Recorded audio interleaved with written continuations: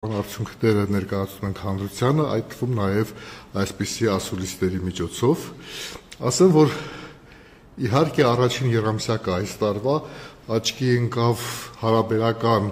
անդորով հասարակական քաղաքական իրավիճակի եւ լրագրողները ստիպված չէին լուսաբանելու զանգվածային ակցիաներ, բողոքի հանրահավաքներ եւ այլն եւ ընդհարումների այսպես առիթներ չեն եղել մեծ հաշվով, բայց ամեն դեպքում ըստ մեր դիտարկումների բավականին շատ էին կոնֆլիկտային իրավիճակը նույն ազգային ժողովում։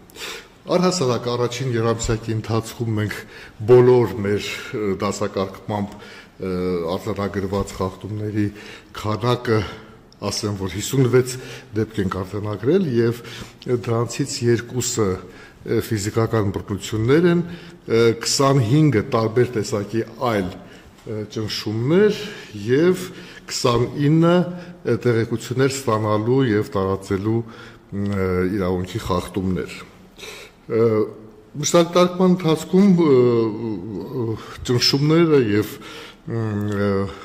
տարատեսակ անհարգալից վերաբերմունքը եւ այլն հիմնականում եղել են իշխանությունների ներկայացուցիչների կողմից։ Այսպես 25 դեպքից 18 դեպքում կոնֆլիկտային իրավիճակները հենց իշխանությունների ներկայացուցիչների հետ են եղել եւ դա բավականին այսպես մտահոգիչ տենդենց է եւ մենք մեր մի շարք հայտարարություններում ուշադրություն ենք հրավիրել այս փաստի վրա եւ կոչ արել հարթել այն եւ հաղթահարել այն լարվածությունը, որը որ գոյություն ունի պատգամավոր լրագրող հարաբերություններում ազգային ժողովում։